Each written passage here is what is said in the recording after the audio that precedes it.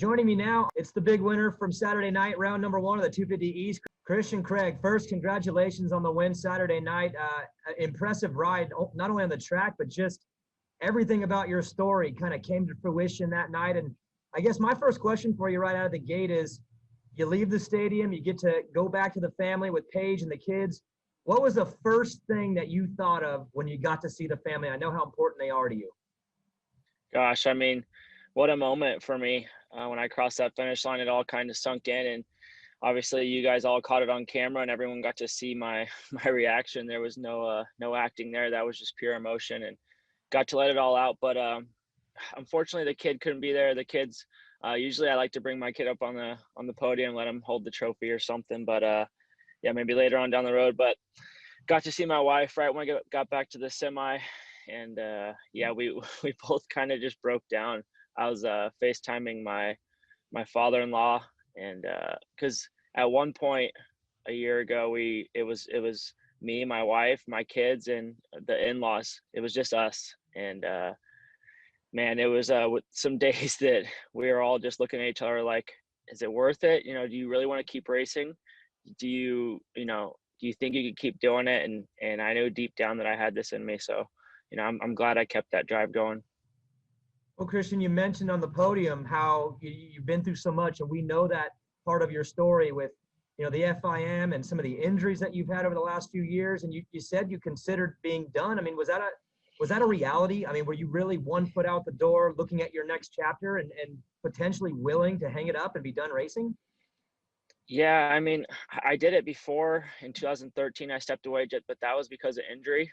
I was kind of just tired of being on the couch so much with injury. So stepped away for 2 years, and then, I still had that fire, but this one was a different situation. It was the whole suspension, and we couldn't really come to a conclusion with the FIM, and I even had to go to court in Switzerland. And I'm glad I kept the fire just to keep going and try to beat that thing. And I did. Luckily, I got what we went there for. And yeah, I mean, there were some tough days, and there were days where it was like, it's easier to just stop, and just let's call it.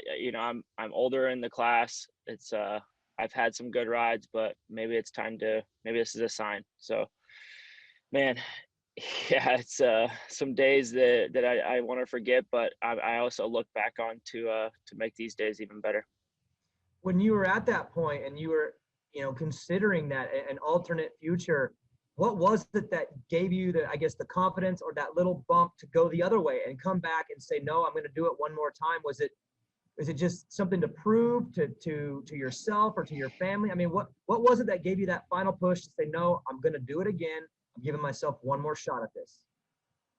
You kind of just got to look at yourself and you're like, is this how I want to end my career? Is this the way, I want the fans to remember me? Is, I gave up on, because I got suspended from the FIM from something that I don't even know what came from. It's nothing that I willingly took or anything like that. But I looked at that and I'm like, I still have some stuff left in me, and I need to prove that I'm capable of doing that. So that was the main reason. I had that focus and determination and that fire inside of me that later on down the road, I'm not gonna be able to do. So yeah, I'm older in that class, and I'm hoping to get out here pretty soon and go out with a win. Well, let's talk about that class. Again, you've mentioned this so many times. You want to be a 450 rider, and it's not like you want to go 450 because you think you can do well. You've done well on a 450, so you can do it there. But now that you are in this situation, there was no 450 offers, there was no shot there. You had to stay back one more year. Are you kind of happy that it's landing this way, because now you can check a box and go out there and prove that you're not running from the 250 class because you don't want to be in it? You're going to go try to win the thing first, then go make your move to the 450. So ultimately, are you in this situation, in the position right now where it might work out better than you thought?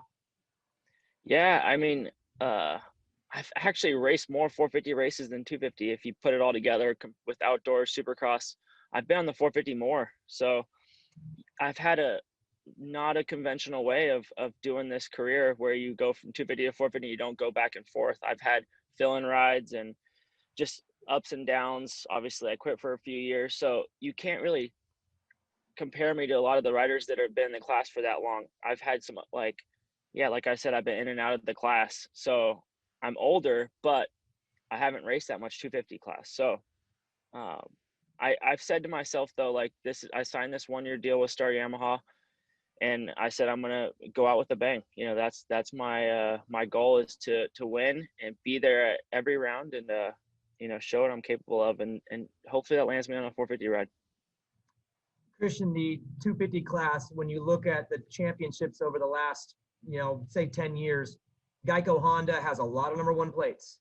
Star Yamaha has a lot of #1 plates. So from you went from one team that was successful to another. But for you as an individual, what's been the biggest change and difference from going from a Honda back to a Yamaha? I mean, I know you were on a Yamaha as an amateur, so you have time on that machine, but just from one winning team to another, what's been some of the biggest differences and changes that have worked for you individually? I'd say it's good to have comfort on what you ride, but I was almost too comfy. I got to a point where I had this little circle, and it was hard to break down those barriers to get to that next level. So I knew that I had to make a change if I really wanted to make a push at this #1 plate and be a title contender, a true title contender. So when Bobby Reagan called me, I was all on board. Obviously, they've won a lot the past few years, and the way they run the program, it's there's no BS in it. You know, Bobby actually sat me down on Saturday in the morning and kind of ran me through their deal. You know, they're like, if you're struggling, we're gonna tell you, and if you're riding bad, we're gonna tell you. There's no soft spots here. You know, so you know, he told me straight up, this is how we run our team, and we're gonna tell you when you're not doing well and when you're doing well. So luckily it was a great day, and I had Bobby smiling at the end of that night. So man, I'm just happy to be on this program. I have a good trainer, a team trainer, Garrett Swanepoel. We all work together. We all ride together every day. And that, what's funny is the main event felt just like a normal day, a normal Tuesday at the Yamaha track. Instead of me passing RJ, I would be passing, say, AP or Malcolm Stewart for the lead. So that felt so normal to me. I felt like I was just in a comfort zone, and I felt like the main event went by so fast. It was pretty crazy. I didn't even see the white flag. And by the time I saw that checkered, I was just like, it all just obviously hit me. And man, it's awesome feeling. And we get to do it again here soon. So I'm excited. This could be a hard question, but I got to ask it. You obviously, I mean, there was a major emotional, like a dump of emotions after that race. Just everything you've been through. Again, the years prior, the training, the focus. You get the win. All that emotion comes out. Are you back to being who you were before the main event, where you have that drive and that fire, or are you still feeling the effects of Saturday night? Because again, we're racing on a Tuesday. It's going to be a couple days. You're back at it. So are you still as fired up as you were before the main event as you are now, even though I know there was a major emotional, just a draining of emotion there after the finish line? Yeah, I got to enjoy it. I got to enjoy it with my kids when I got back to the apartment. Dad, meet me, Dad. Look it! I got you a trophy. I got you a trophy! Lennon don't care. Can you believe it?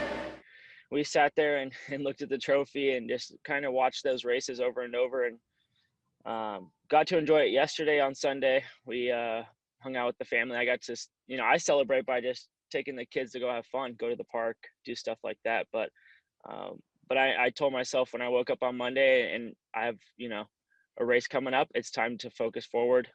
Forget about it. It's moved on now. And we're right back into that focus and determination to do it again.